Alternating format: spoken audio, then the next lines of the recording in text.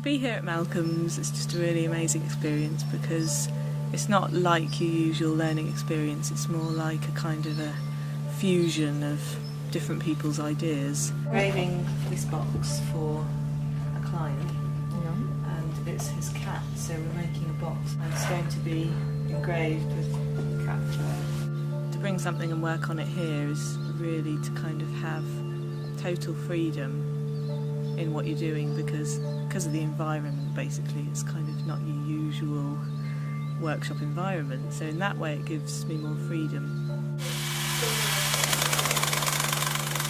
I think this experience really allows me to approach my work in the way that I feel inspired from Malcolm. He really goes into his work in such a detailed and in-depth way. We've got a huge opportunity to really get the best out of being here. These tail feathers are so strong. Yeah. You know, I mean the spring in that. I had two projects that I was going to work on, one of which was a silversmithing project and one was an engraving one. As there's Tony Bedford and Malcolm here, I can kind of draw on both of their experience and make use of them while we're together.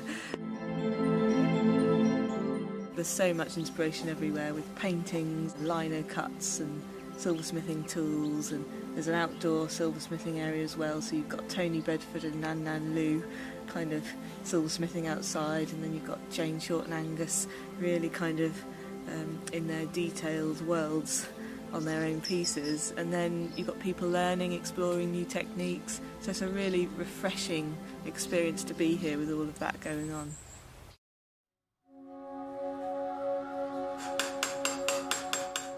Being in Malcolm's workshop, every single corner has been very inspiring. I'm very excited to go back to my workshop, start a new journey with engraving, investigate how engraving combination with my layered work.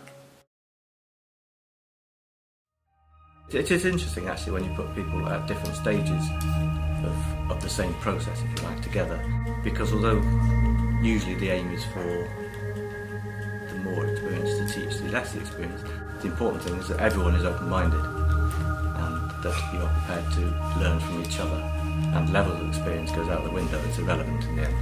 We've all got things to share and teach each other. When it wants to spring out, it's harder to keep it in when it's thicker. To put someone like Tony Bedford in the mix, who is a past master at silversmithing and all things to do with hammers, adds a whole new element to what we do. And thank you for coming to it. Gatherings like this have become more important because somehow we have to begin to address the lack of fundamental teaching at ground level. Skills are not being taught anymore. And if we make us think it's important that they're taught, it's up to us to do it. And this is the fantastic, best way you can do it. If you come to learn, you will learn at gatherings like this.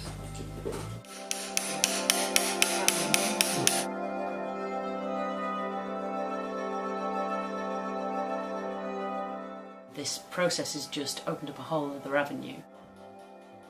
So I'm allowing myself that ability to just have a go and learn and enjoy the process and learn as I go, and that's basically my remit, and it's really liberating to be able to do that.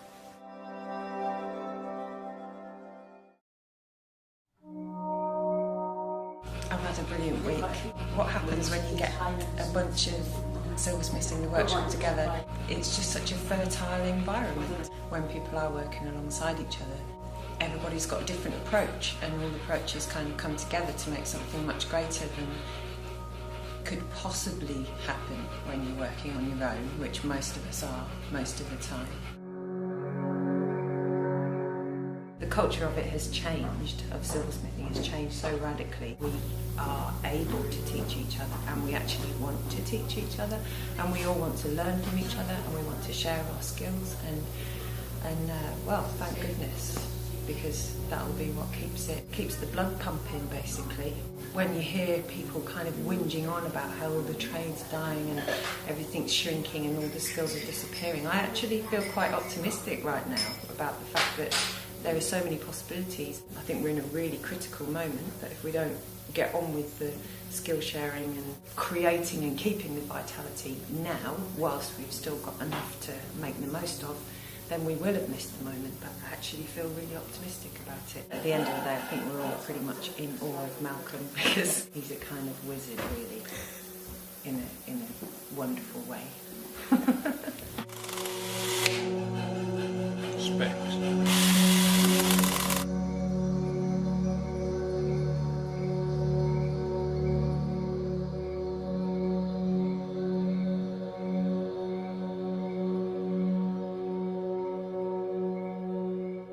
This week has been a huge holiday for me, just watching everybody else work, learning from what they do, and learning from each other.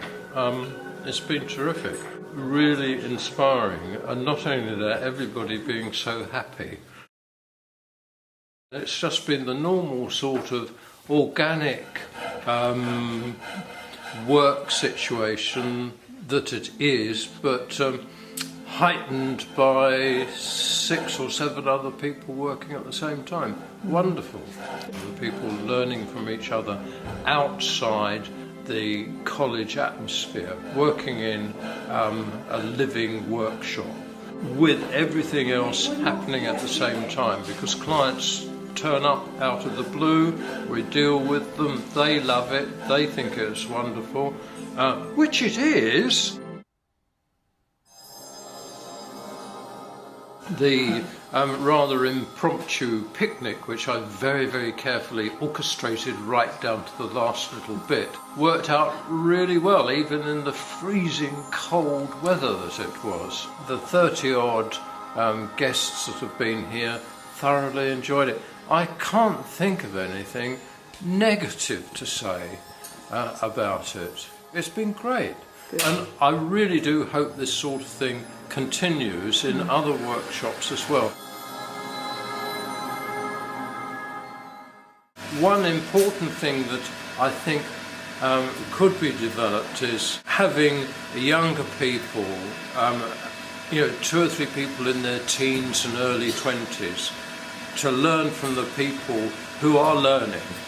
I'm 70, I have not stopped learning, and that's the most important thing of all. And the same with Tony Bedford. I'm sure he, was learning from us. He was engraving using my engraving techniques. It was just brilliant.